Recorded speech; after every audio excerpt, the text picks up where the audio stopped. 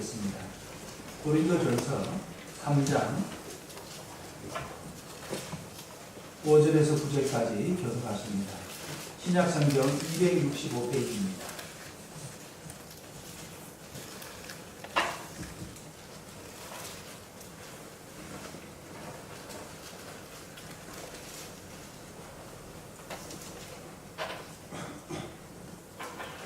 그런즉 아볼로는 무엇이며 바울은 무엇이냐? 그들은 주께서 각각 주신 대로 너희로 하여금 믿게 한 사역자들이니라. 나는 심었고 아볼로는 물들었으니 오직 하나님께서 자라게 하시니. 그런즉 심는 이나 물 주는 이는 아무것도 아니로되 오직 자라게 하시는 이는 하나님뿐이니라. 심는 이와 물 주는 이는 하나님이나 각각 자기가 일할 대로 자기의 상을 받으리라. 네, 함께 보십니다. 우리는 하나님의 동역자들이요 너희는 하나님의 밭이요 하나님의 집이니라. 아멘. 그 나무 지붕 위에 석가래 같은 거 있죠. 석가래 같은 거에 못이 그 도령용 도마뱀이죠. 도마뱀의 꼬리를 이렇게 못이 박혔어요. 근데 가만히 보니까 이 도마뱀이 죽지를 않고 살아 있습니다. 기적 같은 일이죠. 그 하도 이상해서 이 집을 지은 지가 몇 년도에 지어졌느냐 했더니 3년 전에 지어진 집이라고 합니다. 그러면 이 도마뱀이 그 지붕 속에서 못이 관통을 했다면 3년 전에 그 꼬리에 못이 지나간 것인데 3년 동안 죽지 아니하고 도마뱀이 살아 있었습니다. 너무 참 신기하고 놀라워서 집을 짓는 건물을 짓는 분들이 자세하게 건물을 건축하다 말고 지켜봤습니다. 가만히 보니까 하루는 매일매일 그 동료 도마뱀이 수시로 들락거리면서 그 못 박힌 도마뱀에게 먹이를 물려다 주는 겁니다.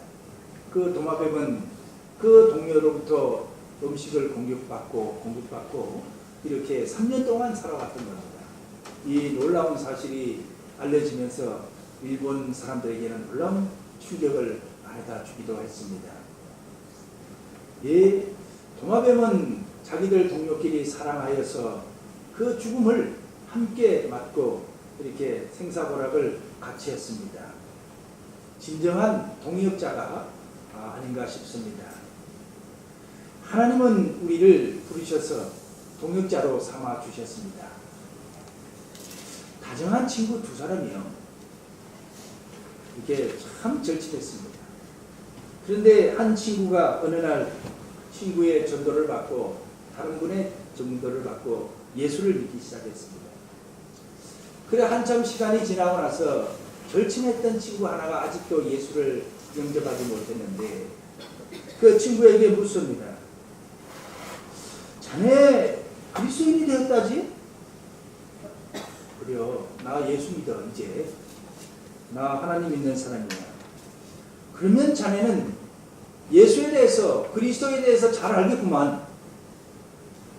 그래 내가 어디 한번 물어보세요. 삼위일체가 뭔가?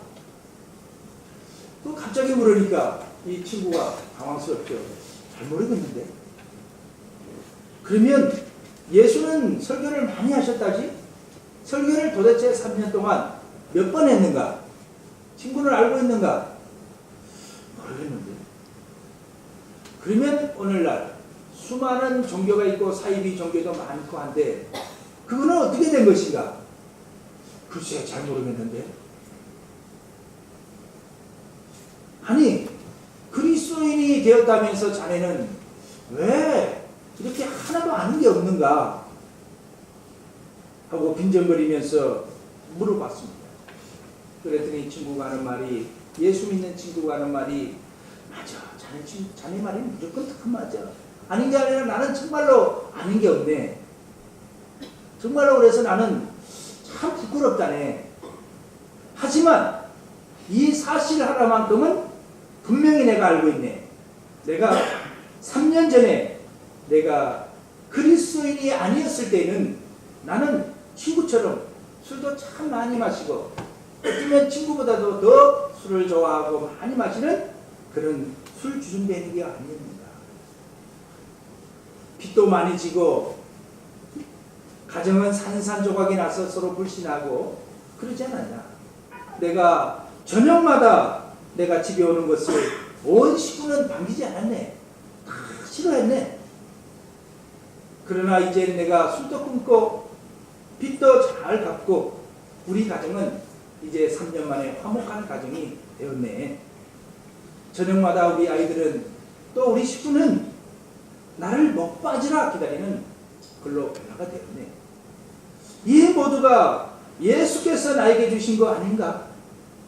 나는 지독한 죄인이라는 것과 그럼에도 불구하고 하나님을 나를 세상에서 가장 사랑하시는 게 틀림없네. 나는 요것 하나만큼은 분명히 알고 있네. 이렇게 얘기를 했습니다. 하나님께서 우리들에게 말씀하셨죠. 돌아오라. 내가 너그럽게 용서해 줄 테니 돌아오라. 나는 죽고 예수로 사는 삶으로 우리의 삶을 주님은 바꿔주셨습니다. 이 술을 즐겨 마시던 친구를 변화시켜서 예수 그리스도의 사람으로 변화시켜 주신 그 주님은 지금 우리들도 부르셔서 주님의 자녀 삼아 주셨습니다. 사도 바울은 우리들에게 하나님의 비밀을 전해 주었습니다. 이제 예수 그리스도 안에 있는 사람에게는, 예수를 믿는 사람에게는 결코 죄를 묻지 않는다.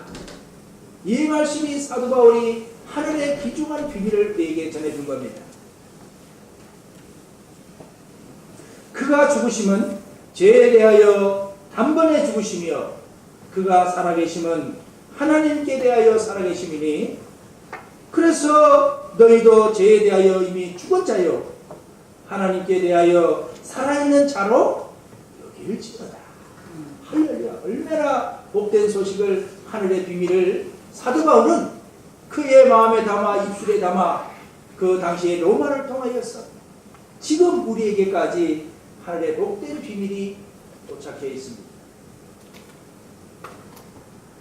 그러므로 너희는 지체를 의의 무기로 하나님께 드리라. 그렇습니다. 우리는 이제 죄의 종이 아니므로 우리의 몸을 의의 무기로 하나님께 드리라고 하는 것입니다. 그렇습니다. 우리를 하나님께서는 하나님의 일에 참가시켜 주셨습니다. 할렐루야. 얼마나 멋진 표현이에요. 얼마나 멋진 소식입니까? 전능자의 일을 우리가 함께 하도록 우리를 동역자로 삼아 주셨다니 이것보다 큰 소식이 어디 있고 이것보다 기쁜 힘없는 정말로 가슴 벅찬 정말로 축복이 어디 있겠습니까? 우리를 이방의 빛으로 삼아서 하나님의 구원을 베풀어 땅끝까지 이르러 복음을 전하게 하셨습니다. 세상의 빛과 소금으로 우리를 삼으셨습니다. 하나님의 거룩한 성령이 거하시는 전으로 우리를 삼아 주셨습니다. 예수님의 증인으로 우리를 삼아 주셨습니다. 베드로전서 2장 9절에는 너희는 택하신 족속이요 왕같은 제사장이요 너희를 어두운 데서 불러내어 그의 기이한 빛에 들어가게 하신 이의 아름다운 덕을 선포하게 하려 하시니라. 할렐루야. 우리를 부르셔서 하나님의 복된 소식을 만천하에 선포하도록 하나님의 동역자로 삼아주셨다는 말씀입니다. 그렇습니다. 우리는 하나님의 동역자 맞습니다. 할렐루야. 그 동역자는 하나님의 관심을 잘 알아야 됩니다. 같이 일하는 사람이 어찌 같이 일하는 하나님의 관심을 알지 못하고 어떻게 그분의 일을 감당해낼 수가 있겠습니까? 그분의 관심은 무엇일까요? 사람들의 관심은 온통 요즘에 TV를 보면은 먹는 방송입니다. 여행을 가서 즐거운 곳이 어딘가, 행복은 어떻게 찾는가? 오락은 어디에 가면 즐겁게 할 수가 있는가? 쾌락에 대하여 많은 관심이 온통 그런 육적이들에 쏠려 있지만 하나님의 관심은 우리를 동역자로 불러주신 그분의 관심은 어디에 있을까? 그분의 눈은 지금 어디를 보고 있을까? 우리가 잘 알아야 되겠습니다. 하나님은 그래서 구원도 방법을 정하셨는데 하나님의 관심은 믿음을 가진 자를 찾고 계십니다. 할렐루야. 그분을 믿는 자를 찾고 계십니다. 그래서 하나님은 구원도요 믿음으로 받게 하셨습니다. 가나안 땅에 전탐꾼을 보냈습니다. 하나님은 믿음 있는 사람 여호수아와 갈렙에게 관심을 가지고 그분들을 통하여 하나님의 역사를 써 나가셨습니다. 사도 바울 보십시오. 사도 바울은 온통 하나님을 믿는 믿음으로 그 이방 땅에 낯설고 물서는 그곳에 가서 주의 아름다운 일을 함께 잘 동역하였습니다. 하나님은 믿음의 사람에 깊은 관심이 있고 그 믿음에 대하여 언제나 함께 역사하시고 기적을 주시기도 합니다. 할 수 있거든이 무슨 말이냐? 믿는 자에게는 능치 못함이 없으리라. 할렐루야. 사랑하는 성도들, 우리가 매일매일 생활하는 속에 우리들의 생활 속에 그분을 의지하는 믿는 믿음이 있으십니까? 구원받는 믿음뿐만 아니라 우리의 삶 가운데에 그가 하시는 일에 관심을 가지고 있는 믿음을 가지고 우리가 살고 있는 것을 하나님께서 묻고 계시고 관심을 있어 하십니다. 다윗을 보십시오. 너는 칼과 단창을 가지고 나에게 나오지만 나는 만군의 여호와의 이름으로 나가노라. 믿음이 없이는 하나님을 기쁘시게 하지 못한다고 성경은 말합니다. 하나님께 나아가는 자는 반드시 그가 계신 것과 그를 찾는 자에게 상 주시는 이심을 믿어야 할지니라. 할렐루야. 믿어야 됩니다. 나의 삶 속에서 내가 믿음을 가질 때에 하나님은 놀랍게 나의 삶을 변화시켜 주시고 나의 삶을 통하여서 많은 분들에게 그리스도의 향기를 전하시는 그 믿음을 가지라고 하나님은 우리에게 말씀하시고 그 믿음을 가질 때에 하나님은 기뻐하신다고 성경은 말하고 있습니다. 그렇습니다. 믿음입니다. 주님이 함께 하실 때 놀라운 일이 일어납니다. 믿음을 가지고 주님을 바라보시기 바랍니다. 무디 목사님의 믿음을 한번 보겠습니다. 한 번은 시카고에 대화재가 일어났습니다. 큰 불이 일어났는데요. 그 당시에 그때 시내 한복판에 있던 무디 목사님의 교회도 불이 나서 홀랑 다 탔습니다. 그때 신문사 기자가 쫓아왔어요. 무디 목사님에게 묻습니다. 목사님은 평소 이 교회가 불타기 전에 많은 성도들에게 항상 하나님께서 살아계셔서 하나님께서 다 이루어 주신다고 설교하셨죠. 그렇습니다. 근데요, 하나님 외에 불타는 예배당을 가만히 보고 다 타게 내버려 두셨나요? 하고 빈정대면서 무디 목사님에게 묻습니다. 그때 무디 목사님은 그 기자에게 나는 몇 달 전부터 하나님께 큰 예배당을 달라고 기도해 왔어. 우리가 예배당을 짓기 위해서는 그 건물을 헐고 다시 세워야 하는데 하나님께서는 불에 태워서 건물을 허는 비용을 절감하게 하여 주셨다네. 그때 무디 목사님은 그 말을 하는 중간에도 순간 그런 잠옷바람으로 그 불구덩이 속에서 갑자기 나오고 빈주먹으로 나오고 딸랑하니 성경책 한 권 들고 그렇게 나온 상황이었습니다.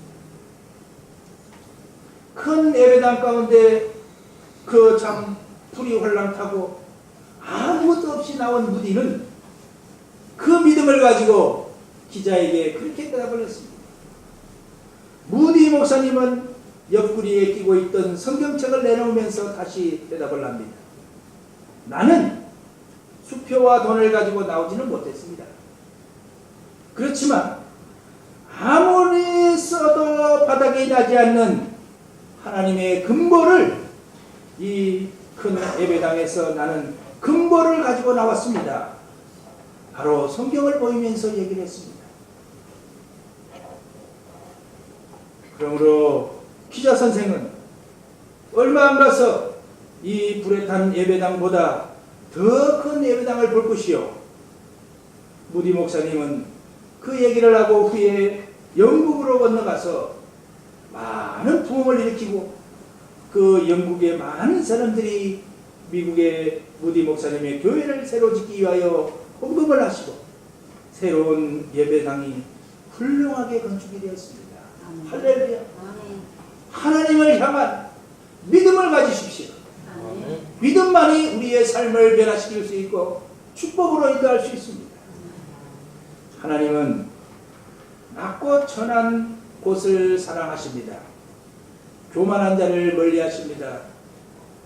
오늘 본문 고린도 전서 3장 전에 1장 27절에는 하나님은 지혜롭지 못한 자를 부르신다 하였습니다. 세상에 복음을 전하기 위하여 똑똑하고 서울대학교 나오고 학식이 풍부한 사람을 불러다가 하나님의 말씀을 믿게 하셔서 복음을 전하시지 왜 하필이면 초등학교도 나오지 못한 무식쟁이들을 불러서 하나님의 복음의 동역자로 삼으셨을까? 지혜롭지 못한 자를 부르시며 또 능하지 못한 자를 부르셨어. 또 문벌이 좋지 않은 자를 부르시고 세상에 미련한 것들을 택하사 세상에 천한 것들과 멸시받는 것들과 없는 것들을 택하사 많은 사람들을 구원하여 살게 하려 하심이라 라고 하나님의 마음을 드러냈습니다. 사랑하는 성도 여러분, 하나님의 마음은 없는 자를 사랑하시고 낮은 자를 사랑하십니다. 그런 점에서 저와 여러분들은 얼마나 다행인지 모릅니다. 돈이 많지 않기 때문에요. 많이 배우지 못했기 때문에요. 건강하지 못하기 때문에요. 그리고 내세울 것 없기 때문에 하나님 앞에 당당하게 복음의 동역자로 부름을 받은 줄 믿습니다. 이 소망이 얼마나 저희들에게 복된 소식이고 즐거운 소식이 아니고 무엇이겠습니까? 돈을 갖다 드려야 기뻐하십니까? 자녀가 잘 돼야 기뻐하십니까? 그렇지 않습니다. 다 그런 것들은 지나가고 끝이 있지만 하나님을 향한 이 아름답고 복된 소식에 감사하며 찬양하는 목소리는 영원히 하늘 보좌에 주님의 보좌에서 찬양하는 것으로 영광이라 성경은 말하고 있습니다. D.L. 무디는 이 무디 목사님은요 초등학교도 못 나온 분이었습니다. 그는 가난해서 구두방에 직공으로도 일했고 그 일하던 무디를 하나님이 높이 쓰시니 세계적인 부흥사로 쓰셨습니다. 많이 배웠느냐 많이 가졌느냐 그것은 중요하지 않습니다. 하나님은 겸손하고 낮은 자를 들어 쓰심으로 높은 자를 부끄럽게 하십니다. 작년에 올림픽 경기장에서 가스펠 공연과 하시고 또 많은 팝을 공연한 밥 딜런이라는 분 노벨 문학상도 받았지요. 그 밥 딜런이라는 분은 유대인 부모님에게서 태어났습니다. 미국에서 태어났는데 그는 1941년 5월 24일 미국 미네소타주의 덜루스에서 출생을 하였죠. 그 부모님은 유대인이었기 때문에 그 당시에 이 딜런은 참으로 활동도 많이 겪고 왕따를 당했습니다. 그리고 낯선 곳에서 살다 보니 자기의 정체성, 유대인으로서 정체성과 그들의 문화와 차이도 있다 보니 많은 혼란을 겪고 참 어려운 시절을 보냈습니다. 얼마나 힘들었을까요? 그가 영화를 만들었는데 그의 정체성을 드러내는 주인공이 마치 6명이나 필요했다고 합니다. 그만큼 이 밥 딜런은 참 방황하고 마음의 고통이 많았던 분 같습니다. 그래서 그는 젊은 시절에 사회에 대해서 날카롭게 비판도 하는 이런 음악을 좋아했고 기타를 잘 치었고 하모니카와 함께 이렇게 노래를 잘 불렀습니다. 그런데 그는 잘 나가다가 영화도 만들고 잘 나가다가 1970년대에 들어서면서 자기 사랑하는 아내와 이혼을 하게 됩니다. 그리고 5명이나 되는 자녀의 양육권까지 상실하고 그는 잘 야심차게 만들었던 그의 영화도 정말로 실패를 하고 벼랑 끝에 몰려서 쫄딱 망하고 말았습니다. 그런데 그 절망 끝에 선 그 밥 딜런에게 정말로 그리스도인이 그에게 성경 말씀을 가르치기 시작했습니다. 성경을 읽으면서 그는 읽는 중에 예수를 만나게 되었습니다. 유대인이 예수를 만난다는 것은 하늘의 별따기입니다. 지금도 이스라엘 나라에는 많은 사람들이 메시아를 기다리고 있습니다. 그 2000년 전에 오신 그 예수님을 모르고 지금도 그 지경을 하고 있으니 이 밥 딜런 역시 유대인으로서 부모 밑에 그런 교육을 받고 있던 그에게 예수를 만난다는 것은 큰 축복이 아닐 수 없습니다. 하나님께서 그를 동역자로 쓰시기 위하여 복음을 들려주었던 겁니다. 그 예수를 만나서 밥 딜런은 그리스도인으로 다시 탄생하게 되었습니다.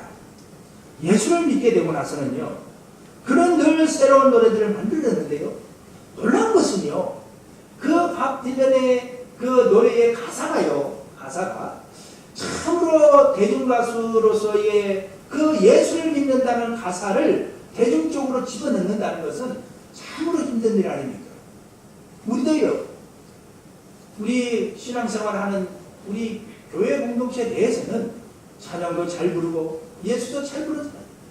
그러나 직장 가운데 그 예수 믿으십시오 하고 외치고 복음을 전하는 거 쉽습니까? 그렇지 않습니다. 그런데 이 밥 딜런은 자기 노래 속에 고스란히 예수의 복된 소식을 다 집어넣었습니다. 크리스마스 인 더 하트, 이 제목의 노래, 그리고 구원이라는 이 노래 속에, 그리고 수많은 그 자기가 작사한 시를 참 잘 쓴 분이었는데 그렇게 집어넣습니다. 지금은 79세죠. 우리나라 나이로. 그 밥 딜런이 그렇게 노래 속에 참 하나님의 구원에 감격하여서 그런 가사를 집어넣는데, 대표적으로 나는 광야의 길을 걷고 있어요. 내 영혼의 안식처를 찾기까지 나는 내가 뒤에 남겨지리라 생각해 본 적이 없어요. 날이 저물어 가던 때에 한 음성을 들었어요. 평안하라 형제여, 평안히 기도하라. 그것은 먼 길이요, 먼 길이죠. 아주 멀고 좁은 길이에요. 광야 같은 인생에서 이제 새로운 순례의 길을. 그래요, 그는 하나님께 쓰임받는 동역자로 거듭났습니다. 거룩하신 하나님의 동역자, 얼마나 아름답습니까? 그래서 많은 사람들이 이제 밥 딜런은 그런 가사를 써서 대중들의 인기를 얻지 못할 것이다 하고 다 비판적으로 봤습니다. 그런데요, 마치 뚜껑을 열어보니 온 세계가 열광을 하고 인기가 말도 없이 나눠졌습니다. 얼마나 하나님의 놀라운 역사인지 모릅니다. 우리는 하나님의 동역자입니다. 하나님의 일에 최선을 다해야 합니다. 할렐루야. 동역자로 부름받았으니 최선을 다해야 되지 않겠습니까? 하나님의 관심은 세상 사람들의 구원에 있습니다. 구원에 있다고 주님은 성경을 통하여 말씀하여 주고 있습니다. 요한복음 3장 16절에 하나님이 세상을 이처럼 사랑하사 독생자를 주셨으니 누구든지 독생자를 믿는 자마다 멸망하지 않고 영생을 얻게 하려 하십니다. 주께서 죄 용서를 위해 피 흘려 주셨다는 내용이 들어가 있습니다. 사랑하고 있음을 말씀하고 있습니다. 믿는 자마다 구원을 받는다고 말씀하고 있습니다. 그런데 오늘 본문에서도 우리가 동역자로 구원을 받았는데 하나님의 일에 최선을 다해야 되는데 우리가 꼭 잊지 않고 짚고 넘어가야 될 것이 있습니다.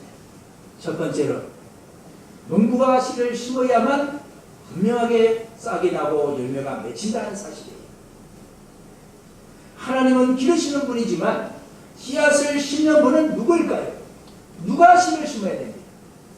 농부가 곡식을 거두기 위하여는 가서 밭에 가서 씨앗을 뿌려놓을 때야만이 하나님께서 싹도 틔우고 자라게도 하시고 열매도 맺게 하신다 이 말씀이에요. 씨앗은 누가 심습니까? 하나님의 동역자, 부름받은 농부, 바로 저와 여러분들이 하나님의 복음의 씨를 땅에 뿌려야 될 줄 믿습니다. 할렐루야. 뿌려야 됩니다. 그것이 바로 우리에게 부르신 하나님의 뜻입니다. 복음을 들고 가야 합니다. 듣는 사람에게 찾아가는 것이 아니라 농부가 씨를 뿌릴 때 볼을 타고요. 거기다가 보리를 뿌릴 때요. 손으로 여러 군데 다 뿌립니다. 날꽃만 뿌리는 것이 아니라 다 뿌려놓고 그걸 묻을 때에 그 좋은 땅에는 싹이 나는 것이고요. 열매가 맺히고 또 메마르고 척박하고 돌 위에 떨어진 것은 열매를 맺지 못하겠지요. 그러나 농부가 해야 할 일은 많은 사람들에게 가서 모두에게 복음을 뿌려야 된다는 겁니다. 선별해서 가는 것이 아니라 모든 사람들에게 복음을 전해야 될 줄 믿습니다. 가서 온 밭에 모든 사람에게 복음의 씨를 뿌려야 됩니다. 복음을 가르쳐야 됩니다. 예수가 누구고 그리스도인 한 분이 밥 딜렘을 세계적인 사람으로 만들고 많은 사람들에게 영혼의 안식을 주고 울림을 준 그 하나님의 동역자가 될 수 있던 것은 한 분이 예수의 복음을 농부의 심정으로 가서 전했기 때문에 열매를 맺을 수가 있었습니다. 물 주는 일은 누가 해야 됩니까? 하나님이 하시는 건가요? 우리는 물조리에 물을 담아가지고 가지에다가 물을 주는 것은 하나님이 하시는 것이 아니라 우리가 해야 됩니다. 저와 여러분들이 해야 됩니다. 찾아가서 농부가 곡식에게 물을 주는 심정으로 그분들에게 복음을 전하고 복음은 어떠하고 믿을 때 예수를 믿을 때 구원은 어떻고 이렇게 전해야 될 줄 믿습니다. 예수님께서 가르치신 것처럼 주님께서 가르친 모든 것들 특별한 것뿐만 아니라 모든 것을 가르치라고 하신 것이 우리에게 맡겨진 하나님의 동역된 일인 줄 믿습니다.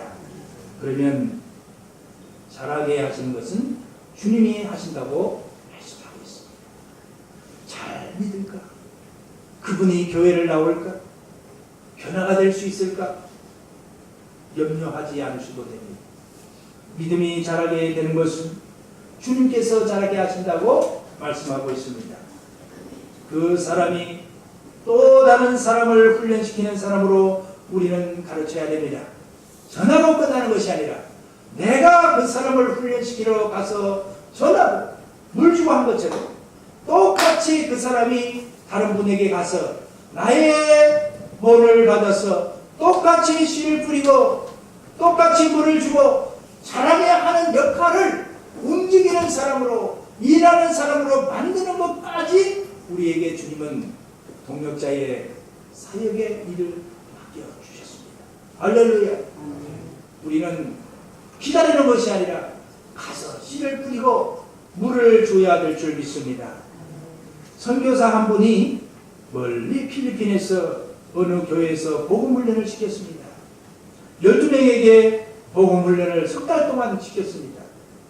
열심히 가르치고 가서 물을 주고 예수에 대하여 하나님에 대하여 복음을 가르치고 훈련을 시켰습니다. 그런데 그 12명 중에서 농부 한 분 계신데 나이도 많고 머리도 많으시고 허리도 구부러지고 말도 잘 못하고 얼룩하신 분이 섞여 있었습니다. 그런데 관심을 두지 못하고 복음을 전하였는데 나중에 몇 년 지나서 그 교회에 가보니 정말로 복음의 사람이 되었고 많은 분들을 돌아오게 하고 그 말씀을 그대로 실천한 사람은 누구일까요? 그 힘없고 끄덕끄덕 그 농부는 그 씨앗이 하나님께서 그 가슴 속에 놀라운 믿음의 열정과 사역의 믿음을 주셔서 그는 그대로 찾아가서 예수 믿으세요. 성경에 보니까 이렇게 돼 있어요. 이렇게 하면 복을 받아요. 이렇게 하면 얼음이 물러가요. 기도하시면 돼요. 날마다 찾아가서 성경을 펼쳐놓고 전하고 그렇게 하니 그 들은 사람이 똑같이 이 사람의 말을 듣고 똑같이 가서 이렇게 하니 많은 사람들이 침례를 받고 주 앞으로 돌아오는 위대한 복음의 사람이 되었고 평화의 사람이 되었습니다. 하나님은 어느 곳에 가든지 이 복음 전하는 사람을 심어 놓으셨습니다.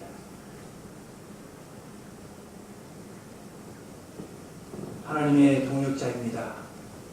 우리는 늘 깨어서 주님 앞에 기도하며 이 귀한 사역에 최선을 다하고 주를 위해서 일해야 될 줄 믿습니다. 주께서 잘하게 하신다는 믿음을 가지고 일을 해야 됩니다.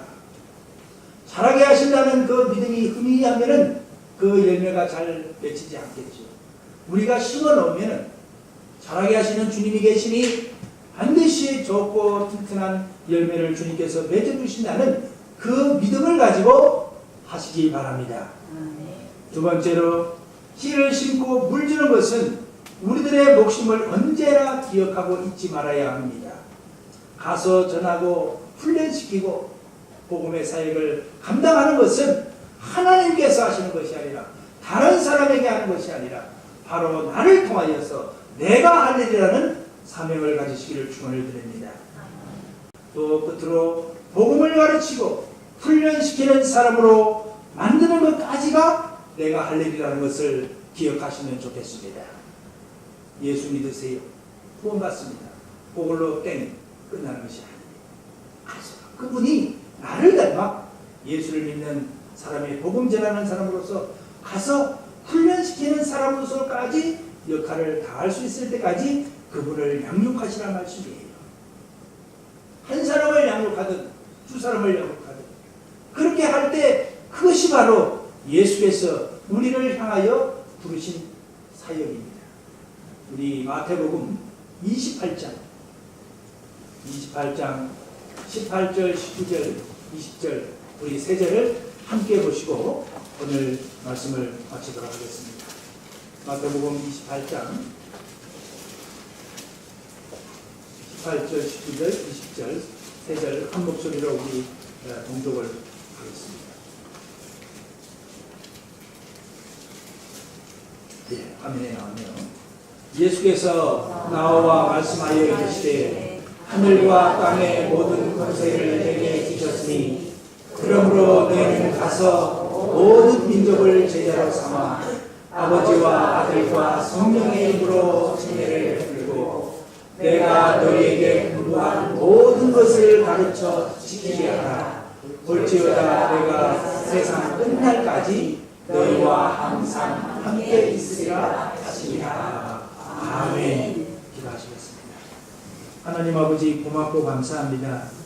낮고 천하고 쳇밖에 모르던 우리를 구원하여 주셔서 부르셔서 하나님의 귀한 거룩한 사역에 동역자로 삼아주시니 감사합니다.